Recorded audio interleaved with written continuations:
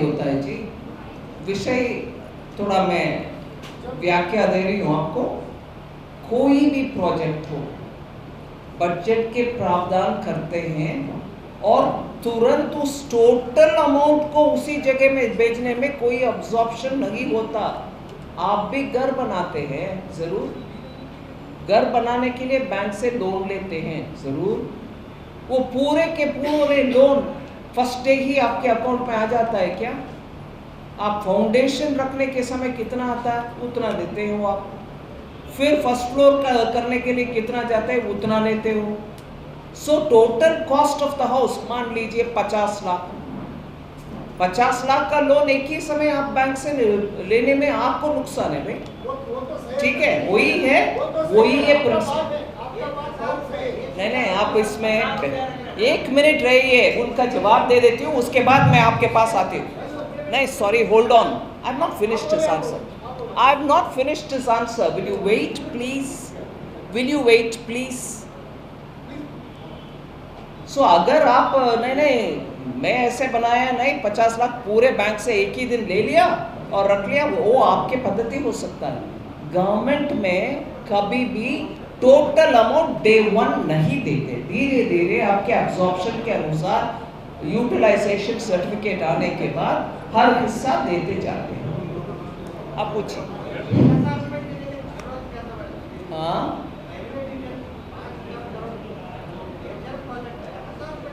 नहीं ठीक है, मैं रेलवे मंत्री जी से पूछ लेती हूँ, मुझे इतना विवरण मालूम है।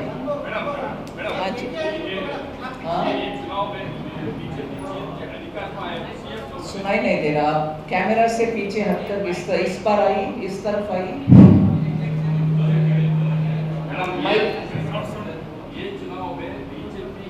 आप माइक दे दीजिए, मुझे सुनाई नहीं देता। मैडम ये चुनाव में बीजेपी अगर जीत के आए तो सीएम कौन बनेगा? नहीं अभी मुंबई के नेतृत्व में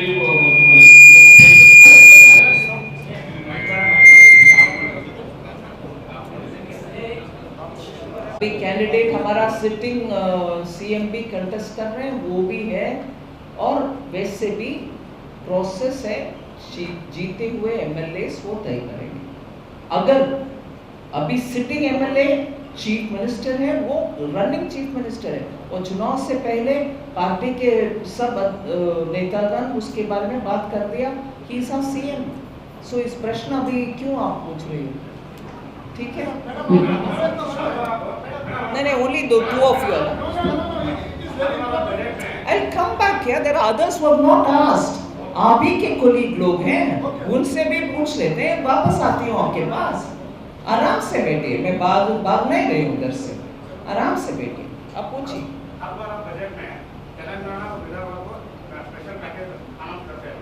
तेलंगाना और विदर्भ को स्पेशल पैकेज मैंने कभी नहीं किया जी। नहीं सॉरी, आप ऐसे मेरे ऊपर जो सच्चाई नहीं है वो मेरे ऊपर थोपने का कोशिश ना करिए आप। नहीं आप ऐसे नहीं बोलना। हाँ, वो बात बोलिए, किसी का स्पेशल पैकेज अनाउंस नहीं हुआ।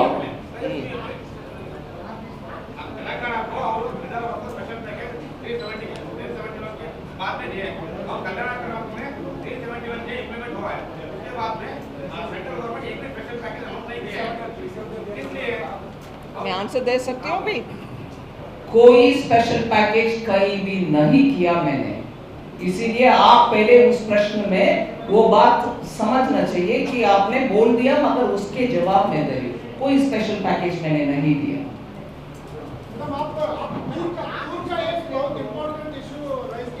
मैं आती हूँ जी, आप ही बार बार उठ रही हो, देयर आर अदर्स ना, मैं आती हूँ वापस, please.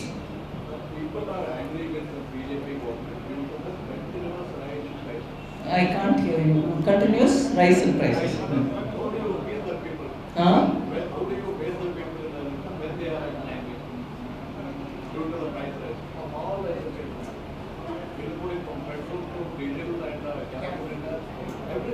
Can I take a bit of extra time to tell you this?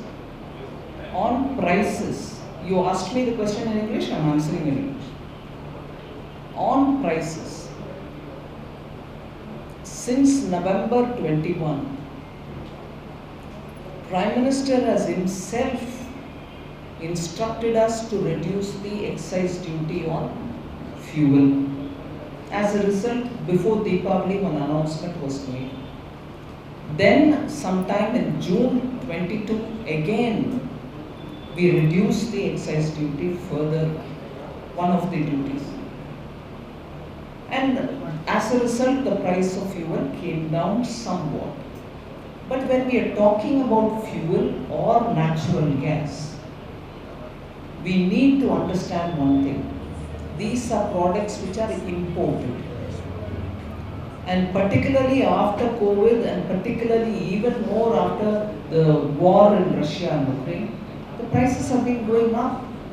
And we are, in spite of all that, importing as well. But central government's bit, which is the tax excise, has been brought down. I know Karnataka also reduced the price in November 21, and therefore was conscious it has to respond to the price related issues of the common people. One step. Second, every time we closely monitor the supply side issues of essential commodities, whether it is edible oil, whether it is vegetables, which are very important. We have cut down on the customs duty so that the imported edible oil can come, whether it is palm oil or sunflower oil or whatever, so that the edible oil prices can be brought down.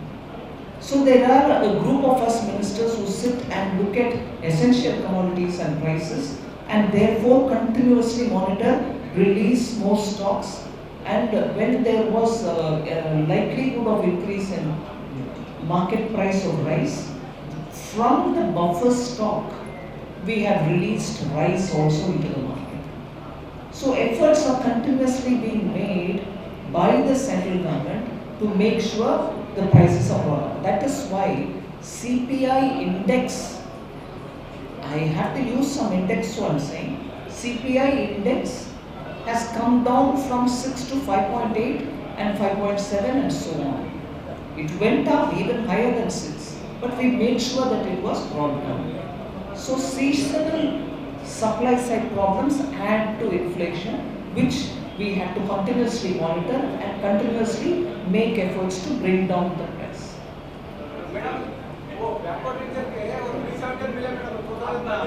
चुनाव में कह रहे हैं कि चुनाव मोदी जी का कर्नाटक का भविष्य है, या मोदी जी के हाथ में रहने का चुनाव है, इसमें सिद्धरामैया जी ने कहा है कि इसका कर्नाटक का बीजेपी में करने का ऐसा नहीं आता है और उनका ही नाम लेना है। मैं इसीलिए नाम ले रही हूँ क्योंकि हमारे प्रधानमंत्री जी का नाम ऐसे फुसूल में हुंडो कर लिए, आप नहीं। सोनिया गांधी जी ही सब कुछ भारत देश का कहने वाले एक परिवार के गुलाम इस बात को बोल रहे हैं। चुने हुए, पूरे देश में से चुने हुए एमपीओ का नेता बनकर के पार्लियामेंट में प्रधानमंत्री बनने का उनका जनता के अनुग्रह और ब्लेसिंग मिला है, और उस प्रधानमंत्री का नाम लेने में इनको इतना जलन क्यों हो रही है? कर्नाटका में नेता नहीं है। मैं सिर्फ क्योंकि मैं इधर बैठी हूं, मैं बोलना चाहती हूं कांग्रेस वालों को, वीरेंद्र पाटिल साहब को सरकार से और उनके पद से इन शर्मनाक वे हटाने वाले कौन है भाई? वो कन्नडिगा नहीं थे?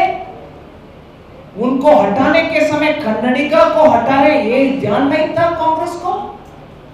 शर्म की बात।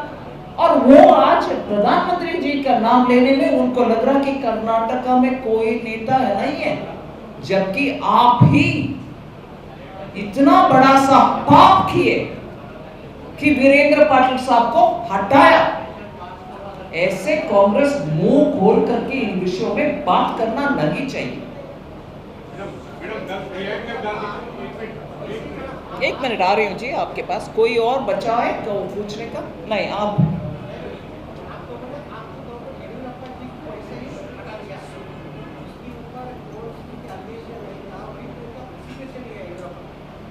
वो गलत बात है कि नहीं। येडियुरप्पा जी आज भी बीजेपी के सम्मान्य नेता है। मैं इसको 1000 बार बोलूंगी। बीजेपी का डेवलपमेंट में और बीजेपी को कर्नाटका में गांव गांव गांव जाके बीजेपी का झंडा को लहराया तो येडियुरप्पा जी है। और उस समय अगर कुछ कारणवश, कुछ एलिगेशन के वश वो पद से नीचे उतरे, उसको आप वीरेंद्र पाटिल जी का कांग्रेस के वाइखरी के ऊपर जो मैं बात कर रही हूँ उससे कंपेयर कर रहे हैं, बिल्कुल गलत है भाई। हम आज भी येडियुरप्पा जी को वो सम्मान देते हैं और तब भी दिए थे और आने वाले दिन भी देंगे। इसीलिए कोई कंपैरिजन नहीं करना कांग्रेस के साथ बीजेपी का इस विषय में। मैं 1 मिनट आ रही हूँ। भाई साहब पूछ रहे थे, मैंने बिठाया आपको। You have a second question?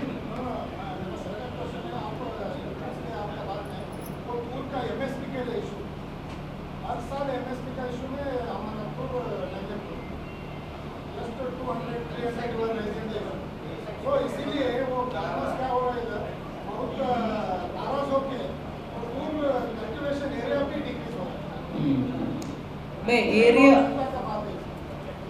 नहीं, तुअर कल्टीवेशन में मुझे अगर याद रहता है, क्योंकि मैं उस समय कॉमर्स मिनिस्ट्री में थी, 2015-16 में ये प्रयत्न जब शुरू हुआ कि दालों को कल्टीवेशन भारत देश में ज़्यादा प्रोत्साहन देना है, उस समय तुअर का अच्छा सा प्रोडक्शन, एकदम अच्छा सा प्रोडक्शन हुआ, 15 हो 16 हो, आप चेक कर लीजिए। उस समय प्रोक्योरमेंट के समय बहुत सारे किसान और आगे आए कि मेरा भी ले लो, और शायद उस समय लेने में कुछ एक्सपेक्टेशन से कम क्वांटिटी खरीदा। उसके कारण उस समय से थोड़ा ये नाराजगी शायद है कि हम उत्पादन तो करते हैं, आप पूरे प्रोक्योरमेंट नहीं करते। उसमें बहुत सुधार हो गया है, अभी वो प्रॉब्लम नहीं है। और प्रोडक्शन का राइट रेट डिटरमाइन करने वाली एक कमेटी है, CACP, cost of agricultural products committee वगैरह, committee for agricultural cost of production, ऐसे CACP है, वो तय करते हैं रेट। उनसे हर बार पल्सेस के लिए बहुत ही ध्यान से रेट फिक्स किया जाता है, और वो प्रॉब्लम पिछले 2-3 साल से ही नहीं हो रही है, आने वाले दिन में भी नहीं होगा। अरे 1 मिनट, आप पूछिए। नहीं पूछिए, आप पूछिए, मैं आती हूँ आपके पास। नहीं वो पूछा नहीं है, आप पूछिए भैया, मैं आती हूँ आपके पास। नहीं आप उनको क्यों दबा रहे हो, आप उनको क्यों दबा रहे हो भाई? मैं आपके पास 3 बार आ चुकी हूँ, उनको मैं पूछ लेती हूँ, फिर आती हूँ दोबारा। बहुत साल से ये हैदराबाद कर्नाटक रीजन बैकवर्ड था। हाँ जी, वो पब्लिक मूवमेंट के बारे में 2013 में मिला, वो स्टेट गवर्नमेंट पैकेज देते हैं हर साल बजट में, तो सेंट्रल गवर्नमेंट भी देना मैडम, ये आप मांग रख रही हो देना है करके, आप मांग रख रहे हैं ना, ठीक है, ठीक है, ठीक है, मैं सुना, ठीक है। हाँ जी,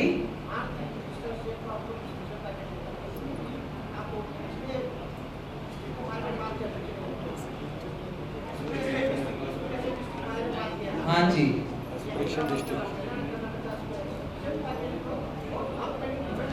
ठीक है जी, मैंने सुना, आपके बात सुना मैंने, ठीक है, ओके।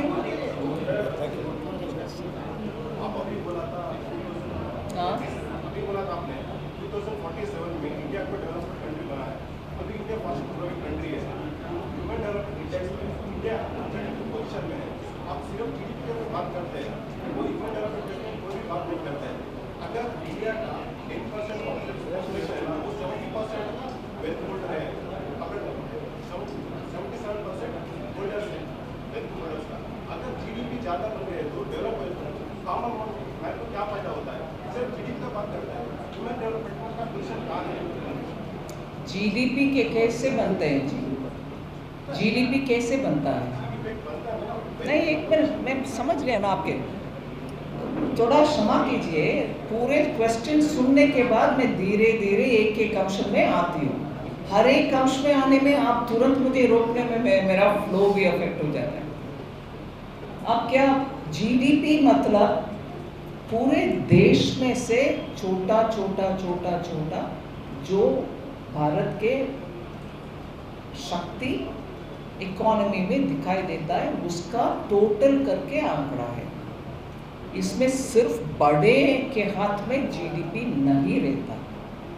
एम्प्लॉयमेंट मिलता है ज़्यादा अगर इन्वेस्टमेंट होता है, एक इकोनॉमिक एक्टिविटी ज़्यादा। अभी प्रधानमंत्री जी ने इस क्षेत्र के लिए Mitra mega industrial technical textile park का घोषणा किया है ना जी। उस टेक्निकल टेक्सटाइल पार्क का बड़ा सा मेगा प्रोजेक्ट इधर होता है, उसमें काम करने वाले बहुत पैसा वाले नहीं, आम जनता को उधर जॉब मिलता है। उस जॉब से उनका भी परिवार का लेवल बढ़ जाता है क्योंकि हाथ में थोड़ा पैसा आ जाता है। इसको भी गिन लेते हैं और कुल मिला करके वो मेगा टेक्सटाइल पार्क से कितना भी उत्पादन होता है वो विदेश में जाता है, उससे आपने डॉलर के रूप में पैसा कमाते हैं, इसका भी गिन लेते हैं। जीडीपी देयरफॉर ये छोटा छोटा छोटा एम्प्लॉयमेंट से जो होता है उसका भी, और जो बड़ा होता है उसका भी आंकड़ा है। ये मतलब नहीं है जीडीपी बड़ा होने में अमीर ही अमीर होगा, छोटे छोटे स्तर पर हर एक का जॉब के द्वारा उनका भी हालात बेहतर होगा। और आपने ह्यूमन डेवलपमेंट इंडेक्स के ऊपर बात करी, उसमें बहुत सारे अंश हैं ह्यूमन डेवलपमेंट इंडेक्स को मेजर करने के लिए, आंकड़ा लेने के लिए। उन मेजर्स में क्या आपको एक पक्का घर है, आपका पीने के पानी मिलता है, आपको घर तक मतलब गांव तक घर तक सड़क है, और आपको अगर बीमार हो गया हॉस्पिटल है। ये सब भी ह्यूमन डेवलपमेंट इंडेक्स में एक एक अंश को मेजर करते हैं। क्या प्रधानमंत्री मोदी जी जब आयुष्मान भारत के तहत 5 लाख हर एक गरीब का घर में पेपरलेस पैसा लेस आप सीधा हॉस्पिटल में जाओ, एडमिट हो जाओ, आपका इलाज होगा, ये करने में ह्यूमन डेवलपमेंट इंडेक्स को एड्रेस नहीं कर रहे हैं। पाइप में शुद्ध पानी आपको मिलेगा जिससे बीमारी से आप बच सकते हैं, वो घर घर पाइप आना, नल से जल मिलना, वो ह्यूमन डेवलपमेंट इंडेक्स का एक आंकड़ा नहीं है क्या? इसीलिए ह्यूमन डेवलपमेंट इंडेक्स अलग, और जो सबका साथ सबका विकास के लिए जो कार्यक्रम हो रही है, प्रधानमंत्री जी का आवास, सड़क वगैरह, इतना कार्यक्रम जिसमें केंद्र सरकार पैसा डाल करके काम कर रहे हैं, वो ह्यूमन डेवलपमेंट इंडेक्स से अलग है क्या? नहीं। मैडम जी